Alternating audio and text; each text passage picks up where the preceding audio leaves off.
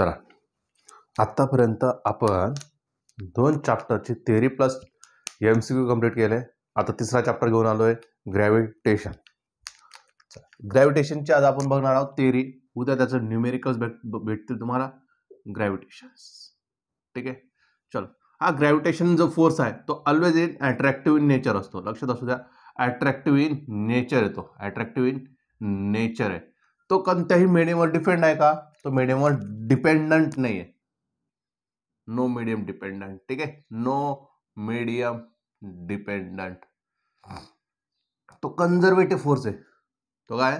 Conservative force आहे. Conservative force. Conservative force म्हणजे काय? एनर्जीचं कन्व्हर्जन चालू आहे. ठीक आहे, एनर्जीचा कन्व्हर्जन चालू आहे. चला, जर मी बोललो 2 ऑब्जेक्ट आहे तुमच्यापाशी, हा M1 आहे आणि दुसरा हा तुमच्यासाठी M2 आहे आणि हे दोन्ही सेपरेट केलेले आहेत R इतक्या डिस्टन्सने. ठीक आहे, R इतक्या डिस्टन्सने. हे लक्षात असू द्या, ऑलवेज आपण जे काही डिस्टन्स मेजर करतो ते centre of the object measure करतो. म्हणून सेंट्रल फोर्स पण म्हटलं जातं त्याला. सेंट्रल फोर्स पण म्हटलं जातं. कुठून मेजर करतो त्याला आपण? Always centre of the body. ठीक आहे, किंवा ऑब्जेक्ट. Central force. ओके, यासाठी काय देतात नाही? Gravitational force is directly proportional to the capital product of their masses, म्हणजे काय M1 आणि M2 and perpendicular distance between them. हार स्क्वेअर F इज इक्वल काय? Capital G M1 M2 upon R square. लक्षात ठेवा, कॅपिटल G ची value असते 6.67 into 10⁻⁻11 newton metre square per kilogram. Capital G ची व्हॅल्यू. कॅपिटल G ला काय म्हटलं जातं? Gravitational constant. कॅपिटल G ला काय म्हटलं जातं? Gravitational constant. काय झालं? कॅपिटल G ची value 6.67 into 10⁻⁻11 newton metre square per kilogram square. ठीक आहे, नंतर आपण बघूया पॉइंट मासेस काय असतात. Point masses. ठीक आहे, पॉइंट मासेस. नेमके पॉइंट मासेस म्हणजे काय? पॉइंट मासेस म्हणजे काय? हे दोन ऑब्जेक्ट आहे, त्यांचं जे रेडियस आहे, जर मी म्हटलं त्याचा रेडियस आहे कॅपिटल R आणि सेपरेटेड बाय डिस्टन्स केलं मी स्मॉल r ने. जर मी म्हटलं small r is very very greater than capital R असेल. Small r is very very greater than capital. Small r म्हणजे काय? Distance between 2 object. आणि कॅपिटल R म्हणजे काय? Radius of the object. जर अशी कंडिशन जर येत असेल तर त्याला आपण काढणार पॉइंट मासेस. ठीक आहे.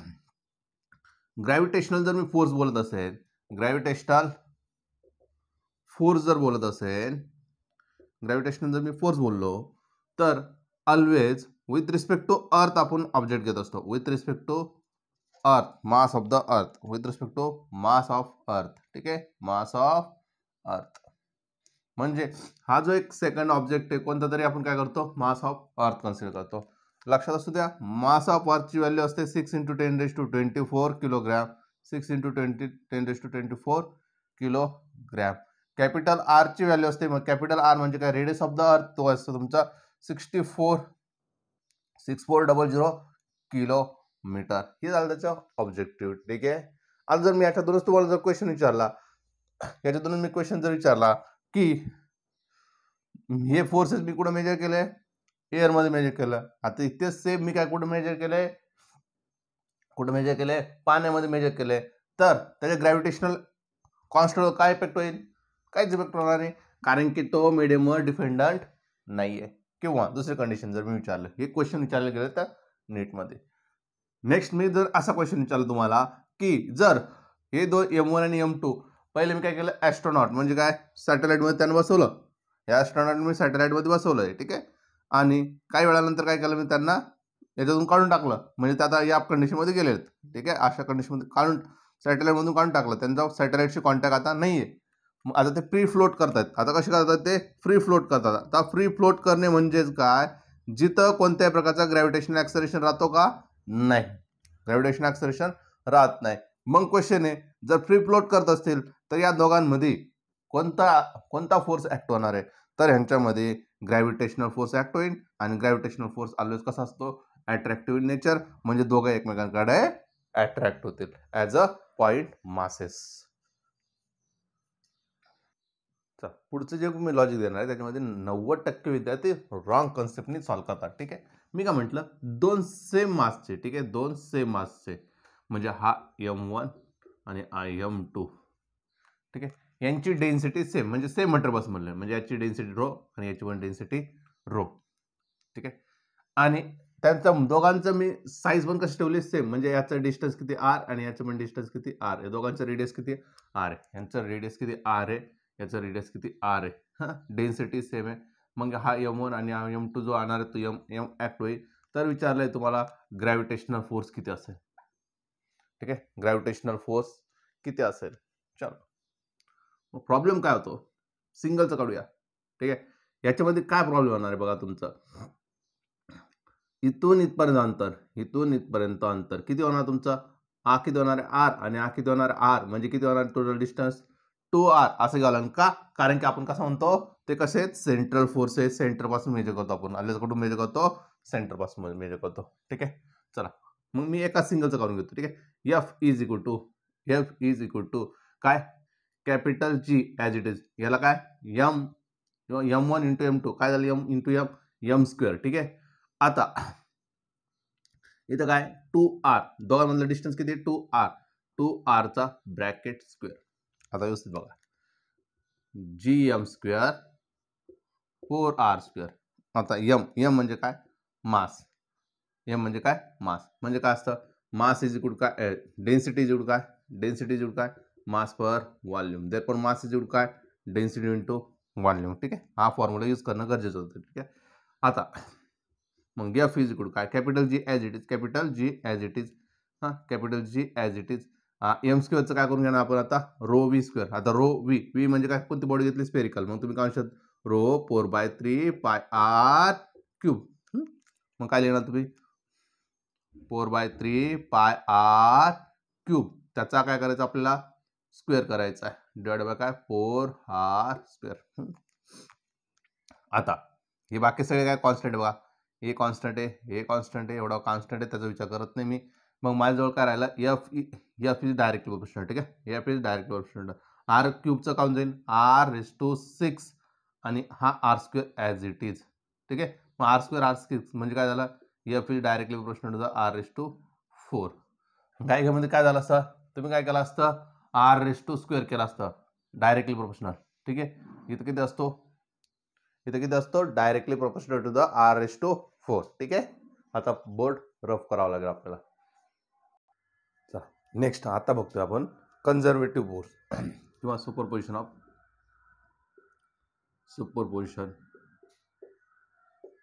प्रिन्सिपल. एक कन्सेप्ट महत्वाचा आपल्यासाठी, superposition principle for gravitational force. काय म्हणणार, ग्रॅव्हिटेशनल फोर्सचं सुपरपोजिशन. मग मी जर म्हटलं F इज इक्वल काढलं तुम्ही F1 plus F2 plus dot dot dot F. सगळ्या समचे काय करणार तुम्ही, सगळ्यांची ॲडिशन करणार. जसं की मी जर इथं एक मास आहे, ठीक आहे, हा एक मास आहे, त्याचं मी जर म्हटलं M1, त्याचं मास म्हटलं M सर, ठीक आहे, M म्हटलं, आणि या साईडने फोर्स लागला तुमचा हा M1 होता. इथं काय होतं तुमचा M1, इथं काय होतं तुमचा M2, इथं काय होतं तुमचा M3. ठीक आहे, या पद्धतीने याला म्हटलं तुम्ही R1, याला म्हटलं तुम्ही R2 आणि इथं म्हटलं तुम्ही R3. तर M1 फोर्स किती लागणार आहे, M1 टोटल फोर्स लागणार, याला तुम्ही म्हणणार F1, सॉरी इथून काय लागला तुमचा हा F2, हा किती F3. ठीक आहे, इथं राहीन F3, सरळ आला तो जाईन तुमचा F2, असा खाली आला हा झाला तुमचा F1. मग तुमच्या सगळ्यांची काय केलं तुम्ही, सम केले, सगळ्यांची काय केले तुम्ही, सम केले. सम N इज इक्वल टू काय 1 to up to N. ठीक आहे, F ऑफ I हे तुमचं सुपरपोजिशन ऑफ प्रिन्सिपल. आता क्वेश्चन बघा, मी जर काय म्हटलं, हे तीन मी काय केलं, कॉर्नरवर फोर्सेस ठेवले. ठीक आहे, तीन कॉर्नरवर फोर्सेस ठेवले, मासेस ठेवले, सॉरी हां, M1 आणि सगळ्यांचे मासेस मी सेम ठेवले. ठीक आहे, सगळ्यांचे मासेस सेम ठेवले, M आणि M. पण हा M आहे ना 1 किलोग्रामचा घेतला, हा M काय केला मी 1 किलोग्रामचा. याच्यावर फोर्सेस किती, मग तुम्ही काय याच्यावर फोर्स लागणार या पद्धतीने, याचा फोर्स लागणार या पद्धतीने, याचा फोर्स लागणार या पद्धतीने. ठीक आहे, हां, आता मग आपण काय करूया, याच्यावर आपण टोटल फोर्स काढूया. तर ठीक आहे, टोटल फोर्स काढण्यासाठी मी जर म्हटले सगळेच काय 1 मीटरनी आहेत, सगळे काय 1 मीटरनी सिच्युएटेड केलेले. ठीक आहे, 1 मीटर इतका डिस्टन्सने सिच्युएटेड केले, किंवा A मीटरने. 1 मीटर घेण्याऐवजी आपण काय करूया, A मीटर घेऊ. ठीक आहे, A मीटर येते. आता बघा, मग काय म्हणणार, M1 आणि M2 वर काढायचं असेल तर तुम्ही काय लिशाल, कोणा काढता तुम्ही M1. ठीक आहे, याच्यावर काढतात तर तुम्ही काढले F1 plus F2 plus F3 म्हणून तुम्ही काय करणार, तुम्ही करणार याच्यामध्ये कॅपिटल जी यम आणि याची व्हॅल्यू तर काय 1 आहे, याची व्हॅल्यू किती 1 आहे, 1ची व्हॅल्यू आपण काय करणार नाही, पण याचं डिस्टन्स किती होणार 1मुळे, 1मुळे किती डिस्टन्स होणार तुमचा ए, म्हणजे काय म्हणलं तुम्ही ए स्क्वेअर प्लस जी यम परत इथं 1 आणि इथं काय ए स्क्वेअर प्लस काय कॅपिटल जी इथं यम इथं इंटू 1 आणि परत काय ए स्क्वेअर. ठीक आहे, ए स्क्वेअर कोणते झाले इथून ह्याच्यावर आणि हा राहिला, हा ए स्क्वेअर राहील का, हा ए स्क्वेअर बनेल का, नाही, तर काय बनेल इथं पायथागोरस थेरम लागून जाईल, बरोबर की नाही. म्हणजे काय होणार बघा, ए स्क्वेअर प्लस ए स्क्वेअर काय होणार आहे रूट ए स्क्वेअर प्लस ए स्क्वेअर, बरोबर ना. मग काय झाला 2a स्क्वेअर म्हणजे काय रूट 2a, इथं काय येणार आहे रूट 2a. हां, मग इथं काय येणार आहे route 2a square, route 2a square. हां, आता मी जर विचारलं कॉपिटल जी M1 M2 काय केलं तुम्ही कॉमन केलं, इथं जर विचारलं तुम्ही काय करशाल दोघांची ॲडिशन केलं काय केलं तुम्ही 2gm upon a square plus gm upon root 2a square. Clear आहे.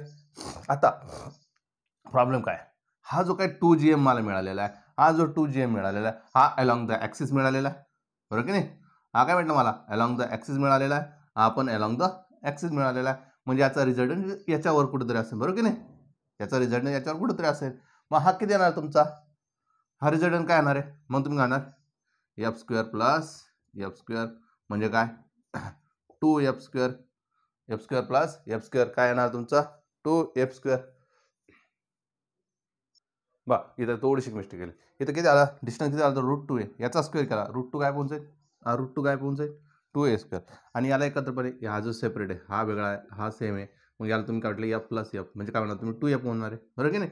मग काय म्हटलं तुम्ही एफ, मग जर मी तुम्हाला विचारला इथं काय तुम्ही मी त्याला एफ म्हटलं, ठीक आहे 2 times of F, 2 times of F, पण 2 टाइम्स ऑफ एफ राहणार आहे का नाही, आणि हा काय झाला तुमचे f/2. आता आपण ह्याला काढूया का, कारण की हा तिरकसमध्ये असणार आहे, याचं रिझल्ट काय असणार तिरकसमध्ये असणार आहे IF वायमध्ये. ठीक आहे, मग याचा रिझल्ट जर काढायचा असेल, याचा रिझल्ट काढायचा असेल तुम्ही काय केलं मग एफ स्क्वेअर, याला काय म्हटलं तुम्ही एफ आणि याला पण म्हटलं काय तुम्ही एफ, म्हणून काय केलं F square plus F square काय झालं 2f स्क्वेअर, बरोबर की नाही.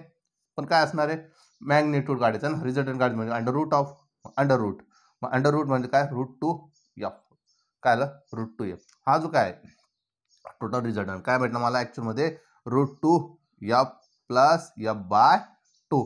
f/2 म्हटल्यावर हा f कॉन्स्टंट काढला, मग तुमच्याकडे काय भेटला 1/2 plus root 2, 1/2 plus root 2. Clear आहे, लॉजिक एकदम सिम्पल होता.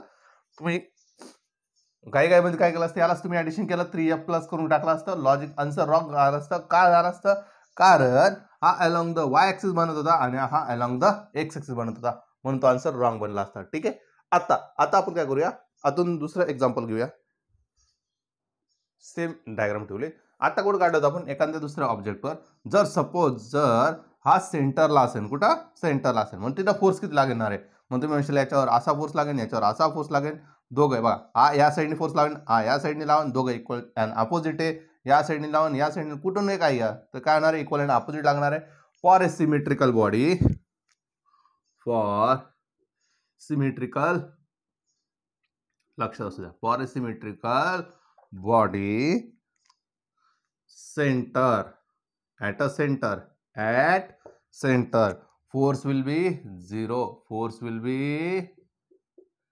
0, फोर्स कसं राहणार आहे 0 राहणार, फोर्स कसं राहणार तुमचं ॲट अ सेंटरला 0 राहणार आहे. कोणतंही घ्या, सेम ऑब्जेक्ट असेल सेम मास असेल तर त्याचा सिमेट्रिक म्हटलं काय सगळं मास सेम असेल, त्याचा सेंटर ऑफ ग्रॅव्हिटेशनल फोर्स किती राहील तुमचा 0 राहील. जर मी ऑब्जेक्ट असं घेतलं बघा, इक्विलॅटरल ट्रायंगल घेतला आणि त्याचा सेंटर काढला, इथं पण किती राहील तुमचं ग्रॅव्हिटेशनल फोर्स 0. सर्क्युलर शेप घेतला त्याचा सेंटरला किती फोर्स असणार तुमचा ग्रॅव्हिटेशनल फोर्स 0. युनिफॉर्म होतोय, हा सिलेंडर घेतला, सिलेंडर घेतल्यानंतर याचा सेंटर इथं किती असणार ग्रॅव्हिटेशनल फोर्स 0. ठीक आहे, ग्रॅव्हिटेशनल फोर्स काय राहणार तुमचा 0. ठीक आहे, क्लिअर आहे. आता आपण बघूया ग्रॅव्हिटेशनल पोझिशन बघितलं ग्रॅव्हिटेशनल फोर्सचं, आता बघतो आपण ग्रॅव्हिटेशनल फील्ड. आता काय बघतो आपण ग्रॅव्हिटेशनल फील्ड काय असतं बघा. ग्रॅव्हिटेशनल फील्ड म्हणजे काय असतं, जिथं एखादा मीडियममध्ये ठेवला तिथं दुसरा मास जो आहे तो काय करणार फोर्स एक्सपेरियन्स करणार. The field in which object experiences है फोर्स, एक्सपिरियन्सेस है फोर्स, त्याला आपण काय म्हणतो ग्रॅव्हिटेशनल फील्ड, त्याला काय म्हणतो आपण ग्रॅव्हिटेशनल फील्ड. जिथं असं फील्ड जिथं काय होतं दुसरा ऑब्जेक्ट काय एक्सपिरियन्स करणार फोर्स एक्सपिरियन्स करणार त्या फील्डला काय म्हणतो आपण ग्रॅव्हिटेशनल फील्ड. त्याच्यानंतर नेक्स्ट आहे ग्रॅव्हिटेशनल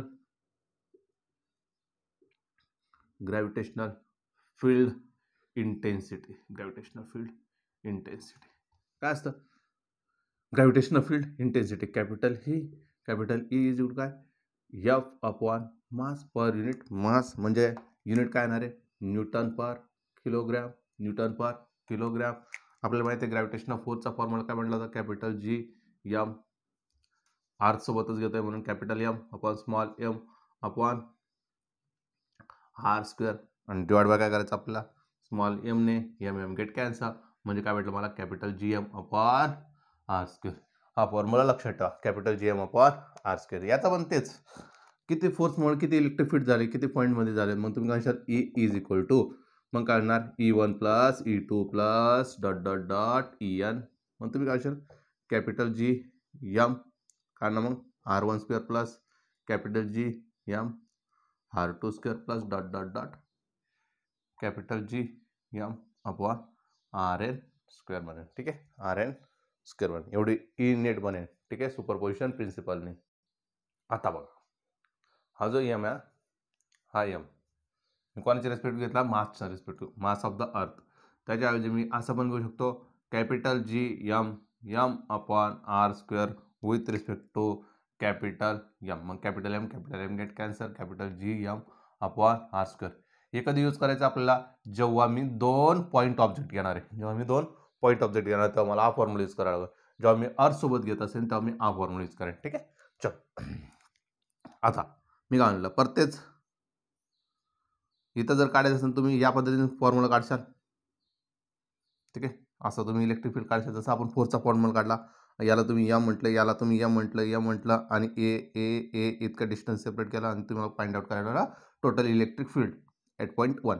ठीक आहे ABCD जे काय नाव देऊ शकतात ते. पण सेंटरला जर विचारलं परत काय ही centre for a symmetrical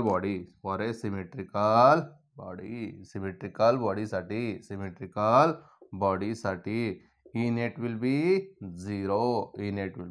zero. कुठं सेंटरला काढलं सिमेट्रिकल बॉडीसाठी सेंटरमध्ये गेलं तर इलेक्ट्रिक फील्ड काय होते 0 होते. ठीक आहे जर मी आता क्वेश्चन बघा व्यवस्थित सेंटरला काय असते आता मी जर अर्थ घेतला. ठीक आहे हे अर्थ घेतला सेंटरला किती असणार इलेक्ट्रिक फील्ड तुमची 0 हा. नंतर मी काय केलं हा जो कॅपिटल आर आहे ठीक आहे हळूहळू गेलो कॅपिटल आर मग इथं काय असणार माझं मॅक्झिमम इथं काय असणार माझी मॅक्झिमम. मी याला ग्राफ काढून घेतो ना याचा ग्राफ काढून घेतो. इथं सेंटरला किती असणार आहे 0 इनसाइड द बॉडी सगळीकडे कुठे घ्या इथं घ्या ऑलो असेल तर. ठीक आहे कोणता कंडिशन इथं महत्वाचं आहे की कोणती बॉडी घाला मला ऑलो बॉडी घाला. ठीक आहे कोणती बॉडी घाला मला ऑलो हा मोकळी. मग मोकळ्यामध्ये मी कुठं जरी इलेक्ट्रिक फील्ड काढलं सेंटरला जाऊन. ठीक आहे सेंटरला जाऊन पुढे मग मी काढले इलेक्ट्रिक फील्ड मला किती भेटणार आहे 0 आणि हार इतक्या डिस्टन्स कॅपिटल आर इतक्या डिस्टन्सला मला काय भेटणार आहे मॅक्झिमम इलेक्ट्रिक फील्ड भेटणार आहे. त्याच्यानंतर जसं मी डिस्टन्स वाढवत जाईन तसं माझा हे कसं आहे इन्व्हर्सली प्रोपोर्शनल असेल आणि काय हे जर मी डिस्टन्स वाढवला तर इलेक्ट्रिक फील्ड काय होते कमी होत जाते. मग ग्राफ झाला या पद्धतीने म्हणजे ग्राफ कसा आला तुमचा 0 मॅक्झिमम नंतर या पद्धतीने. ठीक आहे असा ग्राफ तुमचा बनतोय. ठीक आहे कोणासाठी इलेक्ट्रिक फील्ड ऑलोस्फिअरसाठी. ठीक आहे ऑलो म्हणजे काय मोकळं पूर्णपणे म्हणतो तुमचा कोणत्याही शेपचा असेल. जर मी सर्क्युलर शेपचा बॉक्स घेतला रेक्टँग्युलर शेपचा बॉक्स घेतला मग याची इलेक्ट्रिक फील्ड इथपर्यंत काय असणार 0 इथून बॉक्सच्या इनसाइड काय असणार सर्व इनसाइड द बॉक्स इनसाइड काय असतं इलेक्ट्रिक फील्ड तुमची 0 असते. ऑलो घ्यायला लागेल तुम्हाला. ठीक आहे आता सपोज आता पॉईंट ऑब्जेक्ट असते तर काय प्रॉब्लेम होतो जर मी पॉईंट ऑब्जेक्ट घेतला. ठीक आहे दिसतं इथं जरा बघा मी जर पॉईंट ऑब्जेक्ट घेतले पहा हा एक पॉईंट घेतला आणि हा एक पॉईंट घेतला. ठीक आहे हा E1 आणि हा M1 आणि हा मग घेतला M2. ठीक आहे, असा पॉईंट शोधायचा आहे ज्याचा इलेक्ट्रिक फील्ड किती असणार आहे 0, ज्याचा इलेक्ट्रिक फील्ड किती असणार आहे 0. मग मी काय म्हटलं, हा टोटल डिस्टन्स काय माझा, हा टोटल डिस्टन्स ऑलवेज काय असतो आपला R. मी जर म्हटलं असा एक पॉईंट मिळाला, असा एक पॉईंट मिळाला जो काय माझा x आहे, जिथं माझी इलेक्ट्रिक फील्ड 0 आहे. मग तुम्ही काय अल्टिमेटली डिस्टन्स किती होऊन जाईल मग R मायनस एक्स. मग तुम्हाला जर फॉर्म्युला काढायला लावला, माझी इलेक्ट्रिक फील्ड 0 काढा, म्हणजे इकडून येणारी इलेक्ट्रिक फील्ड आणि इकडून येणारी इलेक्ट्रिक फील्ड काय होईल, इक्वल होऊन जाईल. म्हणून काय म्हटलं तुम्ही E1 इज इक्वल टू काय E2, E1 is equal to काय E2. मग काय कॅपिटल GM, हे काय होणार मग X square is equal to काय कॅपिटल GM. इथं काय होणार मग R मायनस एक्स स्क्वेअर. ठीक आहे, R मायनस एक्स स्क्वेअर असा फॉर्म्युला बनेल, कारण की काय GM अपॉन R स्क्वेअर, मग इथं एक्स स्क्वेअर येईल आणि R मायनस एक्स स्क्वेअर. आता प्रॉब्लेम काय आहे, प्रत्येक ठिकाणी असा फाइंड आउट करण्यासाठी गरजेचं नाही आहे. मग त्यासाठी एक फॉर्म्युला लक्षात ठेवायचा. ठीक आहे, मेंटॉस दिमाग की बत्ती जलाए. ठीक आहे, मेंटॉस टेक्निक काय, मेंटॉस टेक्निक काय, तुम्हाला काय करायचं, मला असं डिस्टन्स फाइंड आउट करायचं ना, मला असंच डिस्टन्स फाइंड आउट करायचं आहे, तर मी काय करणार आहे, जो स्मॉल मास आहे त्याला वरती घेणार आहे, स्मॉल मासला मग त्याला मी म्हटलं M1 आणि खाली घेतलं मी M1 plus M1 plus M2 plus म्हटलंय, प्लस घेतला नाही, आणि इंटू काय हा जो काय तुमचा टोटल डिस्टन्स आहे R. या फॉर्म्युलेमध्ये जर उत्तर फॉर्म्युलेमध्ये टाकलं तर तुम्हाला डायरेक्ट डिस्टन्स मिळून जाईल. कोणतं डिस्टन्स असेल मग स्मॉल टू एक्स हा भेटेल, स्मॉल पासून. ठीक आहे, हे अंतर आपल्याला मिळेल.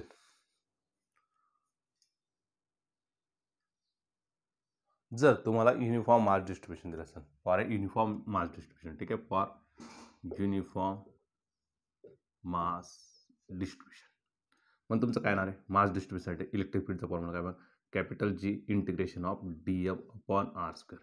ठीक आहे, capital G DM upon R square. हे काय भेटेल मला इलेक्ट्रिक फील्ड भेटेल, मला काय भेटेल इलेक्ट्रिक फील्ड भेटेल. ठीक आहे, आता जर सपोज मी रॉड घेतला, ठीक आहे, हा माझा रॉड आहे, त्याचा लेंथ किती आहे L इतकं आहे, कॅपिटल L इतकं आहे. मग मी छोटासा एक मास घेतला ज्याचा लेंथ किती आहे मग DL, बरोबर की नाही, आणि त्याचं सेंटर, कारण की आपण कुठे मेजर करतो सेंटरपासून, बरोबर की नाही. मी P पॉईंट पाशी मला इलेक्ट्रिक फील्ड फाइंड आउट करायचं आहे, मला P पॉईंट पाशी इलेक्ट्रिक फील्ड फाइंड आउट करायचं आहे. मग काय करणार तुम्ही, इथून इथपर्यंत अंतर तुम्ही म्हटलं A, इथून इथपर्यंत अंतर तुम्ही जर म्हटलं A, इथून इथपर्यंत अंतर लावलं, काय म्हणशील मग तुम्ही L प्लस A, कारण की सॉरी L/2 प्लस A. इथून सेंटर पासून किती होणार आहे L/2 A, आणि इथून जर मेजर करायला तुम्ही काय मग L प्लस A. ठीक आहे, L प्लस A. मग यासाठी फॉर्म्युला हा प्रत्येक वेळेस मग DM ची व्हॅल्यू टाकावं लागेल. युनिफॉर्म डिस्ट्रीब्युशन म्हणजे जर रॉड घेतला तर काय करणार तुम्ही, मास पर युनिट लेंथ कॉन्स्टंट असेल, मग तिथून DM काढणार. ठीक आहे, पण लॉजिक डायरेक्ट मेंटॉस सोल्युशन बघायचं आपल्याला. मग त्यासाठी काय करायचं, इलेक्ट्रिक फील्ड इज इक्वल काय कॅपिटल GM. हां, मग काय हे डिस्टन्स आपण टोटल डिस्टन्स. ठीक आहे, मग A डिस्टन्स किती तुमचा A, हे डिस्टन्स किती मग A प्लस L, हे फॉर्म्युला होऊन जाईल. ठीक आहे, म्हणजेच काय हा फॉर्म्युला मी कसं लिहू शकतो बघा, कॅपिटल GM याला म्हटलं मी R1 आणि दुसऱ्याला म्हटलं मी R2, म्हणजे हे डिस्टन्स माझ्यासाठी R1 आहे आणि हे टोटल जे डिस्टन्स आहे त्याला मी म्हटलं R2. बस एवढंच फॉर्म्युला लक्षात ठेवायचं, डायरेक्ट आन्सर तुम्हाला मिळेल, electric field for a uniform mass distribution. जर हे बघितलं आपण रॉडसाठी, तेच जर सर्क्युलर शेपसाठी झालं, तेच जर सर्क्युलर रॉडसाठी काय घेतलं आपण पटकन, रॉडसाठी काय घेतलं होतं आपण, हे डिस्टन्स किती म्हटलं तुम्ही L, आणि इथून इथपर्यंत डिस्टन्स काय होता A. मग या डिस्टन्सला तुम्ही काय म्हटलं ते R1 ची व्हॅल्यू काय होती A, आणि R2 ची व्हॅल्यू काय झाली तुमची, R2 ची व्हॅल्यू काय झाली L प्लस A. मग तुमचा फॉर्म्युला E नेटचा फॉर्म्युला काय म्हटला होता माझा, E नेटचा फॉर्म्युला काय म्हटला होता कॅपिटल G हे इंटू काय L प्लस A. ठीक आहे, R1 R2 असतं. जर सपोज सर्क्युलर शेप असेल, कोणत्याही कर्वमध्ये असेल, सपोज असा असेल आणि यांनी अँगल बनवला फाय इतकं, यांनी बनवला अँगल फाय इतकं, तर त्यासाठी फॉर्म्युला डायरेक्ट लक्षात ठेवा, E net is equal to काय capital 2GM R square pi upon sine pi by 2. ठीक आहे, मग इथं तुम्ही जो पाय घेणार आहे, इथं जो काही पाय घेणार आहे, तो पाय तुम्ही डायरेक्ट घ्यायचा आहे रॅडियन्समध्ये घ्यायचा आहे, म्हणजेच काय π/2 वगैरे. ठीक आहे, पाय जे घेणार ते मी रॅडियन्समध्ये घेणार आहे, म्हणजेच π/2 वगैरे. तर सपोज असं घेतला आपण. आता हे रिंग सर्क्युलर आर्क घेतला. जर सपोज मी रिंग घेतला आणि अलॉंग द ॲक्सिस काढतो, मी काय करतो अलॉंग द ॲक्सिस, याचा रेडियस मी जर म्हटलं आर आणि इथून इथपर्यंत जे अंतर आहे ते आर, ठीक आहे, स्मॉल आर. तर फॉर्म्युला काय बनेल बघा, ई नेट काय बनेल तुमचा मग, E net is equal to काय, capital G M R square plus R square plus R square raise to काय 3/2, रेस टू काय 3/2 एवढं टोटल इलेक्ट्रिक फील्ड भेटेल. ठीक आहे. जर मी याचा कर्व तुम्हाला आठवतं ना, याचा इलेक्ट्रिक फील्डचा कर्व कसा आला होता हॉलो स्फिअरसाठी, कसा आला होता तुमचा हॉलो स्पेससाठी इलेक्ट्रिक फील्ड इथं मॅक्झिमम होता, नंतर इथं डिक्रिमेंट झाला होता. तसं याचा जर मी ग्राफ काढला, जर मी म्हटलं सेंटर काढतोय, सेंटरला इलेक्ट्रिक फील्ड किती राहील, 0 राहील. सेंटरला इलेक्ट्रिक फील्ड किती राहील, 0 राहील. मग सेंटरला इलेक्ट्रिक फील्ड किती झाली तुमची, 0, बरोबर की नाही. सेंटरला इलेक्ट्रिक फील्ड काय 0. जर मी आर वाढवायला लागलो, ठीक आहे, आर हे अंतर आहे, अंतर आर वाढायला लागलो, तर हे अंतर वाढणार आहे, म्हणजे अल्टिमेटली स्मॉल आर का होणार, कमी होणार आहे, म्हणजे हे टोटल सबट्रॅक्शन का होणार, कमी होणार आहे. म्हणजे का होणार, पहिल्यांदा इन्क्रीमेंट होईल, नंतर परत काय ना डिक्रीमेंट व्हायला सुरुवात होईल. ठीक आहे. एकाच ठिकाणी मला मॅक्झिमम भेटेल. चला आता काय भेटलं, आपण ऑलो बघितलं. जर आता माझ्याजवळ सॉलिड असेल, इथं दिसतंय, जर माझ्याकडे सॉलिड असेल, ठीक आहे, सॉलिड असेल, हे सॉलिड पार्ट पूर्णपणे, ठीक आहे, सॉलिड पार्ट. आता इलेक्ट्रिकल सेंटरला जाऊन 0 होईल का, नाही, सेंटरला जाऊन 0 होणार नाही आहे, इनसाइड 0 होणार नाही आहे. जसं ऑलोसाठी काय होतं 0 झालं होतं, पण जर सॉलिड असेल तर इलेक्ट्रिक फील्ड 0 होणार नाही इनसाइड. ठीक आहे, इनसाइड. पहिल्यांदा आपण आउटसाइड करू. याचा रेडियस जर मी म्हटलं कॅपिटल आर, याचा रेडियस जर मी म्हटलं हे ना स्पेरिकल आहे म्हणून काढलं मी कॅपिटल आर, आणि इथून इथपर्यंत डिस्टन्स आहे त्यांचं आहे अंतर स्मॉल आर. ठीक आहे, capital R into small R. आता मी काय म्हणतो बघा, मला काय काढायचं, इलेक्ट्रिक फील्ड काढायचं कुठं, आउटसाईडला. कुठं काढायचं मला, आउटसाईडला, म्हणजे इथं काढायचं आहे आउटसाईडला. जेव्हा मी करणार आहे, जेव्हा मी आउटसाईड विचार करणार आहे, तेव्हा एक लक्षात ठेवायचं आहे, centre mass consider mass at a centre. सर्व मास कुठं असणार आहे, सेंटरलाच असणार आहे. Total mass will be at a centre, ठीक आहे, सेंटरला असणार आहे. क्लिअर आहे सगळ्यांना, आउटसाईडला राहणार नाही. मग आपल्याकडे फॉर्म्युला माहिती ना इलेक्ट्रिक फील्डचा, काय, कॅपिटल जी एम अपॉन काय होणार आहे, हा आर स्क्वेअर होईल. म्हणजेच काय, E is inversely proportional to the R square. कुठं, आउटसाईडसाठी. ठीक आहे. आता आपण जाऊया इनसाईडला, ठीक आहे. आपण काय बघूया आता, इनसाइड. इनसाइड जर बोलत असेल तर मला बघा, हा इनसाइड बोलतोय म्हणजे मध्ये येतोय, इथं मास किती कमी आहे, नंतर एवढा घेतला, मास वाढला. जसं जसं मी सेंटर पासून लांब चाललोय तसं मास काय होतं माझं, इन्क्रीमेंट. इनसाइड साठी चालू ना, हे कुठे चाललो आपण, इनसाइड. ठीक आहे, from centre to circumference mass will be increases. बरोबर की नाही, मास का होणार आहे, इन्क्रीज होणार आहे. मास विल बी इंक्रीज. मास का होणार तुमचं, इन्क्रीज होत जाणार आहे. मास का होत जाणार आहे, इन्क्रीज होत जाणार आहे. म्हणून आपण इथं काय फॉर्म्युला यूज करतो बघा, जेव्हा मास मी सेंटरचा काढत असतो तेव्हा capital G M upon R स्क्वेअरच घेत असतो. ठीक आहे, पण हा मासचा फॉर्म्युला काय लिहितो मग आपण, कॅपिटल जी आर स्क्वेअर. माससाठी काय लिहितो मग, 4/3 पाय आर क्यूब. ठीक आहे, मग इथला आर स्क्वेअर आणि इथला आर स्क्वेअर गेट कॅन्सल. मग तुम्ही काय सांगाल, इलेक्ट्रिक फील्ड. मग काय झाला, electric field is directly proportional to the R. बरोबर की नाही, is directly proportional to the R. जसं आर वाढत जाईल तसं इलेक्ट्रिक फील्ड वाढत जाईल. जसं बाहेर चाललो मी सॉलिड स्पेसच्या बाहेर चाललो तसं इलेक्ट्रिक फील्ड मला मॅक्झिमम भेटेल. आणि इथं येऊन काय होणार, मला ॲट अ सर्कम्फरन्स माझी इलेक्ट्रिक फील्ड काय होणार आहे, मॅक्झिमम असेल. मग यासाठी मी जर ग्राफ काढायला गेलो, ठीक आहे, ही आहे माझी इलेक्ट्रिक फील्ड. सेंटरला किती असणार, 0, कारण की आरची व्हॅल्यू किती होणार, 0, म्हणजे टर्म काय होणार, 0. नंतरून पण जसं मी बाहेर चाललो तसंच माझी इलेक्ट्रिक फील्ड काय होणार आहे, वाढत जाणार आहे. आणि कसं, डायरेक्टली सरळ आहे, म्हणून काय, स्ट्रेट ग्राफ आहे. हा ग्राफ कसा आहे माझा, स्ट्रेट आहे. ठीक आहे, हा स्ट्रेट आहे. इथं मला इलेक्ट्रिक फील्ड भेटतं, बरोबर की नाही. नंतर जसं बाहेर गेलो तर काय झालं, आर स्क्वेअर म्हणजे इनव्हर्सली प्रोपोर्शनल डिक्रीमेंट होणार आहे.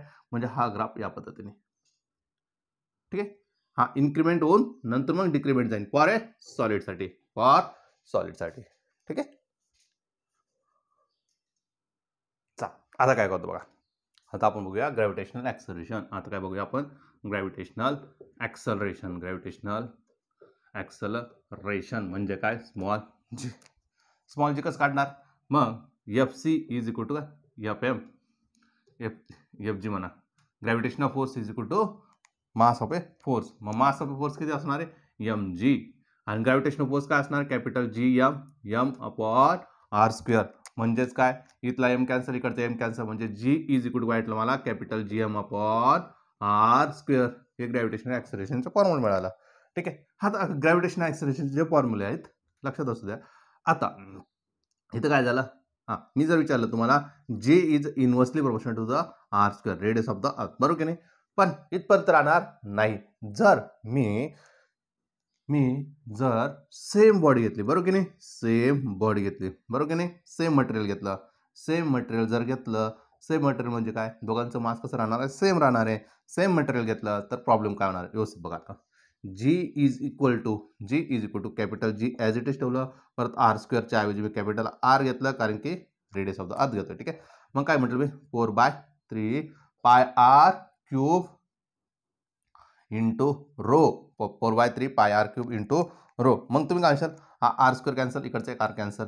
मग काय? जी 4/3 कॉन्स्टंट आहे. मग काय म्हटलं तुम्ही? K as it is. इथं आर आणि रो आणि जी. मग तुम्ही काय म्हणशाल? G is directly proportional to the R and rho. G is directly proportional to the R and rho. लक्षात असू द्या. G is directly proportional to the R and rho. Directly proportional असेल R आणि inversely proportional to the R square. हे कधी? जेव्हा तुमचं मास कसं जाणार आहे? कंटिन्युअसली व्हॅरी करत जाणार आहे. हा कधी? जेव्हा थ्रू आउट मास कसं राहील? सेम असेल. थ्रू आउट मास कसं राहील तुमचा? सेम. ठीक आहे. हा मास व्हेरिएबलसाठी आलेला आहे. हा कशासाठी आला आहे? मास व्हेरिएबल मास. हे कशासाठी आलं आपल्याला? कॉन्स्टंट मास. हे कोणासाठी आलं? माझं कॉन्स्टंट माससाठी आलं. क्लिअर आहे? कॉन्स्टंट माससाठी आलं. आता आपण काय करूया? ऑन द सरफेस मिळालं. आता काय करतो मी? वरती जाऊया. आता कुठे जाऊ? वरती जाऊ. ठीक आहे. जसं वरती जातो अबोव द अर्थ सरफेस. ठीक आहे. Above the earth surface. Above the earth surface जर मी बोललो, अबोव द अर्थ सरफेस म्हणजे काय? एच. म्हणजे डिस्टन्स किती ना? R plus H. ओके. हे तुमचं रेडियस ऑफ द अर्थ आहे आणि हे तुमचं एच आहे. ठीक आहे. मग तुमचं ग्रॅव्हिटेशन ॲक्सलरेशनमध्ये काय फरक पडेल? ठीक आहे. मग डायरेक्ट फॉर्म्युला लक्षात ठेवा. G H is equal to काय? जी एच म्हणा, जी डॅश म्हणा, शक्यतो जी डॅश पण यूज केला जातो. G H G dash is equal to काय? G upon 1 plus R by H bracket square. Sorry, H by R bracket square. H by R bracket square. हा एक formula लक्षात ठेवा. कोणासाठी? हा सगळ्यांसाठी ॲप्लिकेबल आहे. हा सगळ्यांसाठी ॲप्लिकेबल आहे. ठीक आहे. All condition valid. ठीक आहे. प्रत्येक कंडिशनसाठी व्हॅलिड आहे. पण जी डॅश मी आता जो नवीन लिहितोय तो लिहिणार आहे. G dash 1 minus twice H upon R. तर काय म्हणा तुम्ही? ही कंडिशन कोणासाठी? फक्त R is very very greater than H. R is very very greater than H. जसं मी वरती झालो तसं ग्रॅव्हिटेशन ॲक्सलरेशन काय होत जाणार आहे? कमी कमी होत जाणार आहे. नंतर मी काय म्हणतो? Below the earth surface. पुढे घेतो मी आता. बिलो द अर्थ सरफेस म्हणजे काय? बिलो द अर्थ सरफेस याला म्हणतो आपण अल्टिट्यूड. याला काय म्हणतो आपण? अल्टिट्यूड. ठीक आहे. याला म्हणतो altitude. Below the earth surface म्हणजे काय? डेप्थला चाललो तर मग काय लक्षात ठेवायचं? G dash is equal to काय? G dash is equal to काय? 1 minus D by R. 1 minus D by R into G. 1 minus D by R into G. हा फॉर्म्युला डायरेक्ट लक्षात ठेवा. म्हणजे ग्रॅव्हिटेशन ॲक्सलरेशन खाली जाताना काय होतं? मॅक्झिमम. नंतर जी डॅश ॲट सेंटरला ग्रॅव्हिटेशन ॲक्सलरेशन किती होतो? 0. सेंटरला किती ग्रॅव्हिटेशन? डीची व्हॅल्यू किती टाकली आपण? डीची व्हॅल्यू किती टाकली आपण? आर अपॉन आर काय झालं? 1. 1 मायनस 1 काय झालं? 0. म्हणजे किती होणार? जी डॅश किती होणार? ॲट सेंटरला 0 होऊन जाणार. ठीक आहे. आता हे झालं तुमचं gravitation acceleration above the earth surface आणि ऑन द अर्थ सरफेस. आता आपण कुठे बघितलं? खाली बघितलं, वरती बघितलं. आता आपण बघतो रोटेशनचा. रोटेशन किंवा शेपवरून. ठीक आहे. आता शेप कसा आहे तुमचा? इलिप्टिकल. बरोबर की नाही? शेप कसा आहे? इलिप्टिकल. हे बघा, हे डिस्टन्स कसं आहे? जास्त आहे. हे डिस्टन्स कसं आहे? कमी. बरोबर की नाही? मग काय म्हटलं? शेप याचं जास्त, याचं कमी, याचं जास्त आहे. याचं कमी, याचा जास्त आहे. जर असं असेल तर आर जर कमी असेल, आर बघा फॉर्म्युला काय तुमचा? स्मॉल जीचा फॉर्म्युला काय? Capital G M upon R square. बरोबर की नाही? म्हणजे काय? G is inversely proportional to the R square. मग आर जर कमी झाला तर जी वाढेल. इथं काय होईल? जी इन्क्रीज होईल. बरोबर की नाही? ॲट अ पोल, हे काय तुमचा पोलचा आहे, हां हे काय तुमचं इक्वेटरचं आहे. मग हे डिस्टन्स वाढलं म्हणजे इथं काय होणार आहे, ग्रॅव्हिटेशन ॲक्सलरेशन काय होणार आहे, डिक्रीज होणार. इथं ग्रॅव्हिटेशन ॲक्सलरेशन काय होईल, डिक्रीज होईल. इथं ग्रॅव्हिटेशन ॲक्सलरेशन काय होईल, इथं डिक्रीज झाला. डिस्टन्स काय झाला, कमी झाला तर जी वाढला. इथं डिस्टन्स वाढला तर ग्रॅव्हिटेशन ॲक्सलरेशन काय झाला, कमी झाला.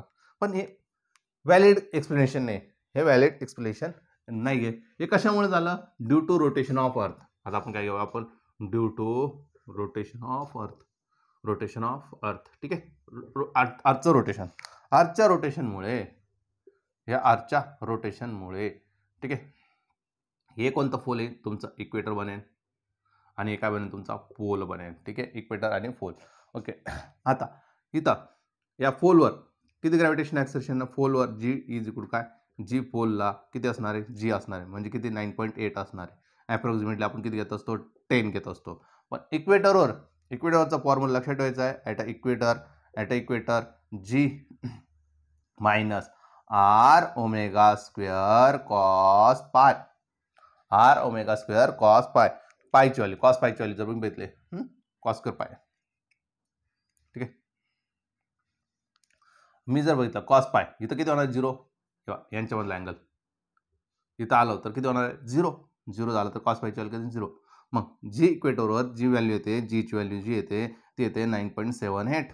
हा किती आला, 9.8. हा किती येतो, 9.78 due to rotation of earth, due to rotation of अर्थ.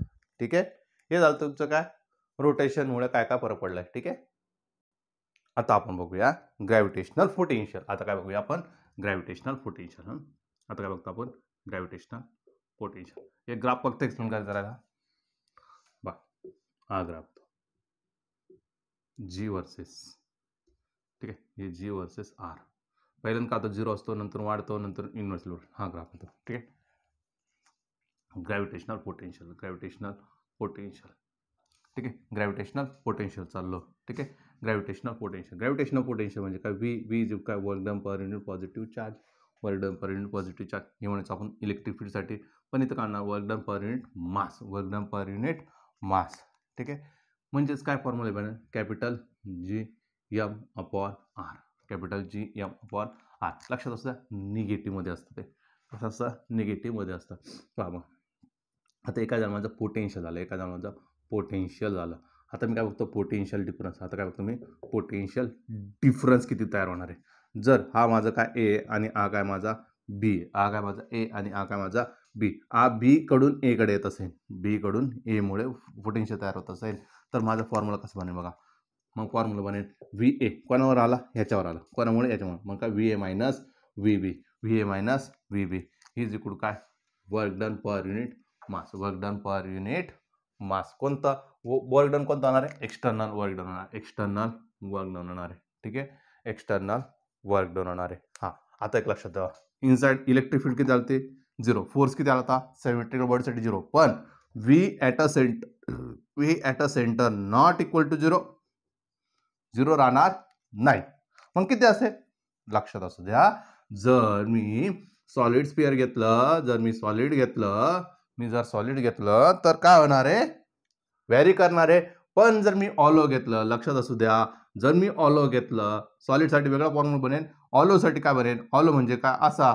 तर इथं इलेक्ट्रिक फील्ड किती आहे, 0. इथं किती, इलेक्ट्रिक फील्ड 0. इथं इलेक्ट्रिक फील्ड किती, 0. इथं इलेक्ट्रिक फील्ड 0. इथं इलेक्ट्रिक फील्ड 0.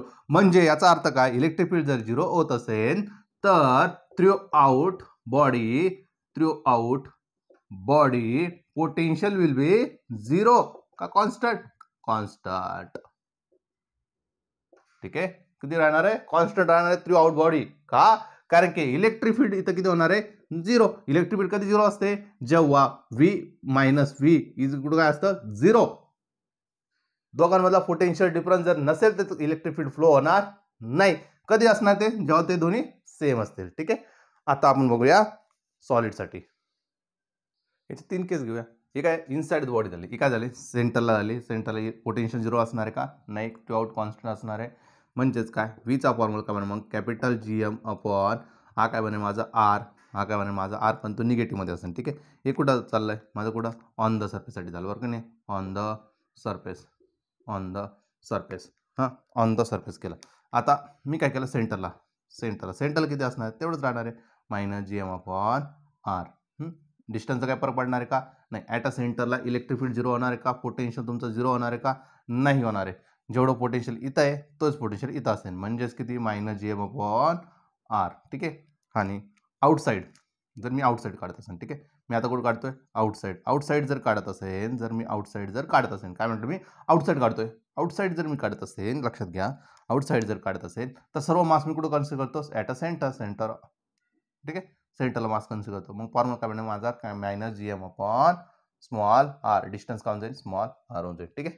मग ग्राफ जर काढला याचा, जर मी ग्राफ काढला v वर्सेस r, पहिल्यांदा सेंटरपासून ते इथपर्यंत, सेंटरपासून हा ग्राफ झाला, सेंटरपासून ते इथपर्यंत अंतर कसं राहील? कॉन्स्टंट राहील. काय म्हटलं मी? कॉन्स्टंट आहे. मग कॉन्स्टंट झाला, बरोबर की नाही? नंतर काय झाला? इन्व्हर्सली प्रोपोर्शनल आहे. कसा येतो? इन्व्हर्सली प्रोपोर्शनल, पण सरळ आहे म्हणून तो ग्राफ कसा येईल? या पद्धतीने. हा ग्राफ कसा येईल? असा सरळ डिक्रिमेंटमध्ये जाईल. ठीक आहे. हा ग्राफ बनेल. पण हा निगेटिव्ह असतो, लक्षात असतं. हा निगेटिव्ह म्हणजे काय येणार? खाली ग्राफ येणार आहे. मी जर सॉलिड घेत असेल, सॉलिडसाठी फॉर्म्युला इनसाईडसाठी लक्षात ठेवा, कारण की आउटसाईडचा सेम असतो.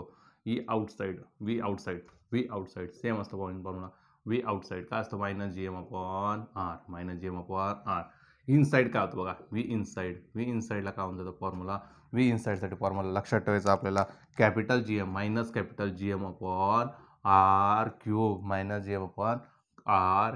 3r² - 1/2r². हा फॉर्म्युला तिथं बनतो. ठीक आहे. आउटसाईडसाठी, इनसाईडसाठी. आउटसाईडसाठी काय असतो? सेम असतो. आउटसाईडसाठी काय असतो? सेम असतो. ठीक आहे. ग्राफ कसा येणार? निगेटिव्हमध्ये येणार आहे. ग्राफ कसा येणार तुमचा? निगेटिव्हमध्ये येणार आहे. मग जर मी तुम्हाला म्हटलं इलेक्ट्रिक फील्डचा फॉर्म्युला काय असतो अजून? काय dy/dx, पण तो निगेटिव्ह असतो. पण तुम्ही इथून काय काढू शकतात? dv काढू शकतात, म्हणजे पोटेन्शियल काढू शकतात. म्हणजे काय? -e × काय? dx. इथून तुम्ही e काढू शकतात. हे काय काढलं तुम्ही? v काढलं. अजून तुम्ही काय काढू शकतात? इथून v काढू शकतात, e काढू शकतात. v ची व्हॅल्यू तुम्हाला दिलेली असेल तर तुम्ही e काढू शकतात. जर तुम्हाला व्हॅल्यू dx इलेक्ट्रिक फील्ड दिला असेल आणि पोटेन्शियल काढायला लावलं असेल तर तुम्ही इथून dv पण काढू शकतात. ठीक आहे.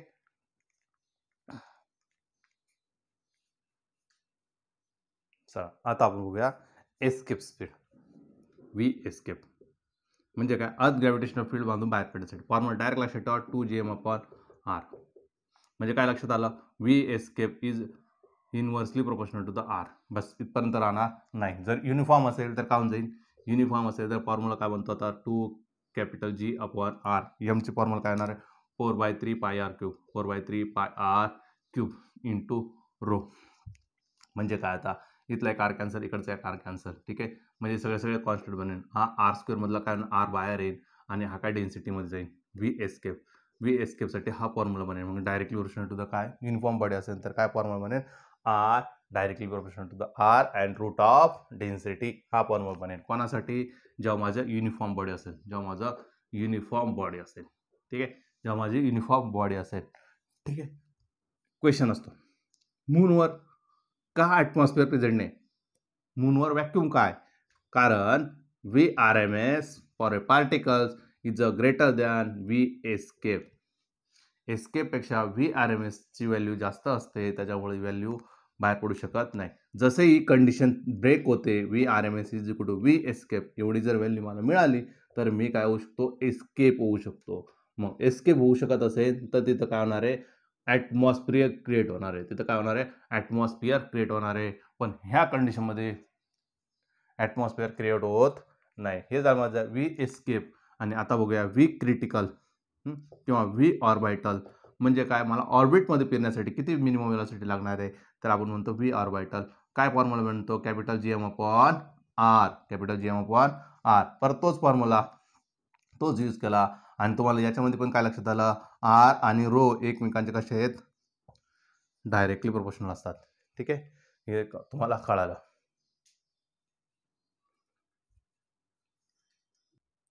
आता आपण बघूया केपलरचे 3 लॉ. केपलरचे 3 लॉ. ठीक आहे. फर्स्ट लॉ काय म्हणतो? सर्व प्लॅनेट कसे फिरतात?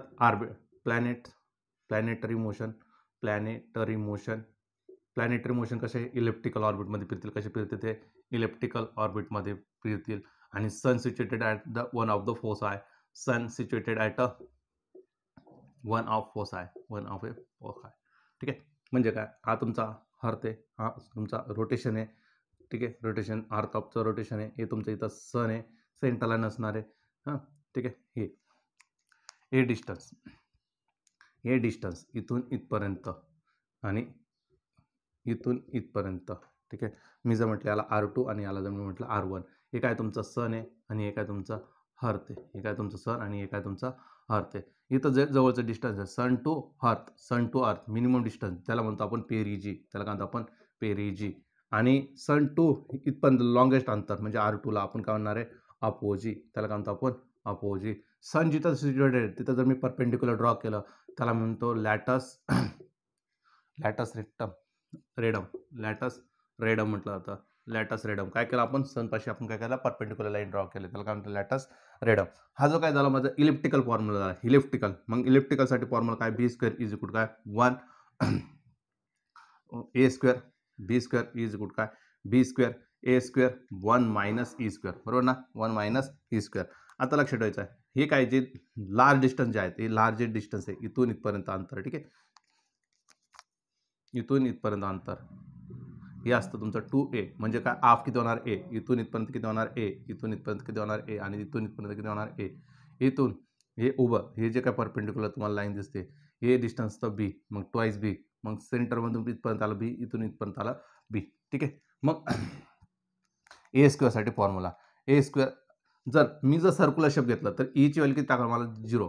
सेंटर सर्क्युलर जर शेपमध्ये फिरत असेल तर सर्क्युलर शेपमध्ये जर फिरत असेल तर. ठीक आहे, जर मी विचारलं तुम्हाला R1, हे जे तुम्हाला R1 लिहिलं R1साठी, R1 जास्त मोठा का छोटा आहे, छोटा आहे, मग काय होणार इथं सबट्रॅक्शन होणार आहे. ठीक आहे, इथं काय होणार आहे सबट्रॅक्शन होणार म्हणजे काय 1 मायनस ई. R2 काय होणार आहे 1 प्लस ई. R2 काय होणार मोठा होणार म्हणजे R1 is equal 1 minus E आणि R2 इज इक्वल काय 1 प्लस ई.